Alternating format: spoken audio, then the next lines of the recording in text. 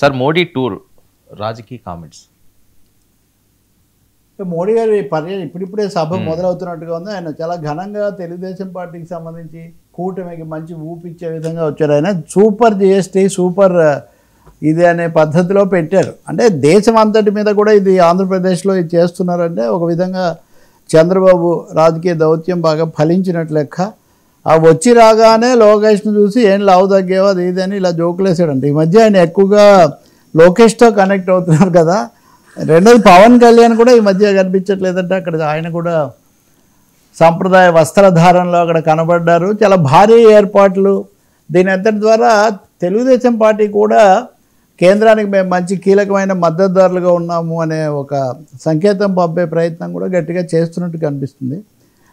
ముందు శ్రీశైలం వెళ్ళి అక్కడ ఈయన నమో కదా, అక్కడ నమ శివాయ నమో శివాయ అని అక్కడ చెప్పి టీజీ వెంకటేష్ గారి దీనివల్ల వాళ్ళ శివాజీ కేంద్రం కూడా ఒకటి సందర్శించి మోదీ చాలా సకల రాజలాంఛనాలతో లేదా కర్నూలు చేరుకుంటున్నారు. ఇప్పుడిప్పుడే ప్రసంగం మొదలు పెడుతున్నట్టుగా ఉంది.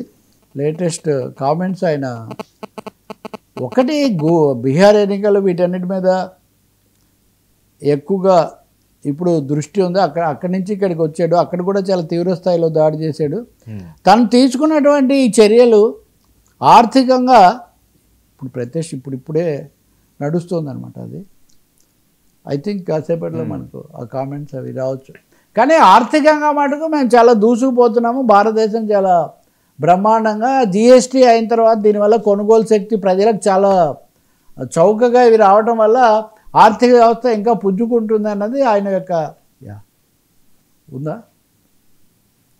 ప్రధానమైన వాదన. అయితే ప్రతిపక్షాలు ఒక మాట అంటుంది ఏంటంటే జిఎస్టీ తగ్గించారు ఎంతో కొంత మంచిదే, కానీ దీపావళి సందట్లో సడేమయ్యాని దీపావళికి ఎలాగో అన్ని కార్పొరేట్ కంపెనీలు భారీ రాయితీలు ఇస్తాయి కదా, పెద్ద పెద్ద ప్రకటనలు చేస్తాయి కదా, ఇప్పుడు ధరలు ఎలాగో తగ్గుతాయి కొంచెం, ఈ తగ్గుదల కాస్త తన ఖాతాలో వేసుకోవడానికి మోదీ గారు చాలా తెలివైన చాలా ఆ విషయంలో ఎత్తుగడల్లో వ్యూహకర్త కాబట్టి ఆయన ఈ సమయంలో వచ్చారు. చంద్రబాబు నాయుడు సరే కాబట్టి అయితే మోదీని కర్నూలుకు వచ్చిన తర్వాత వైసీపీ వాళ్ళు కలుసుకున్నారు, ప్రతినిధులు కలుసుకొని మెడికల్ కాలేజీలు ప్రైవేట్ కాకుండా మీరు ఆపండి అని వాళ్ళు ఒక వినతి పత్రం ఇచ్చారు. జనం మటుకు సభకు బాగా వచ్చారు. సభ ఎప్పటి నుంచో సభా ప్రాంగణంలో ఉన్నారు. నాగలాపురం అని అక్కడ పెద్ద మైదానంలో ఏర్పాటు చేశారు. అక్కడికి జనం బాగా వచ్చారు. చాలా భద్రతా ఏర్పాట్లను కూడా చాలా కట్టుదిట్టంగా చేశారు. సో మేజర్గా కూటమిని ఉత్సాహపరిచే విషయాలు ఏం చెప్తారు? అక్కడ చంద్రబాబు పవన్ కళ్యాణ్ ముగ్గురు ఏదో ఒకే హెలికాప్టర్లో పంచుకుంటున్నారు. వస్త్రధారణ ఇదంతా కూడా కొంచెం ప్రత్యేకంగా పెట్టారు.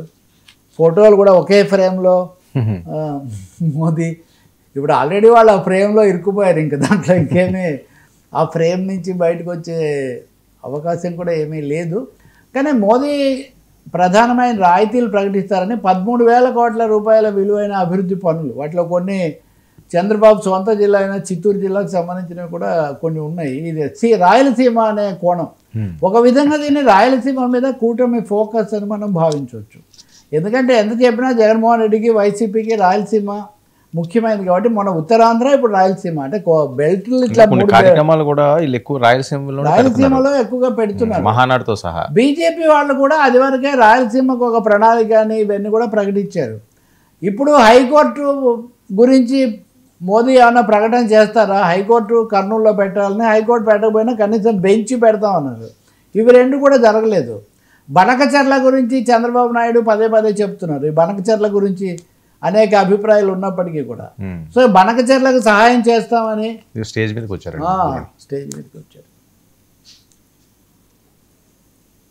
చంద్రబాబు మాట్లాడతారా ముందు సభాధ్యక్షులు? నంద్యాలలో కూడా వెళ్ళొచ్చు, నంద్యాలలో ఇచ్చారు ఆ మెమోరాండం.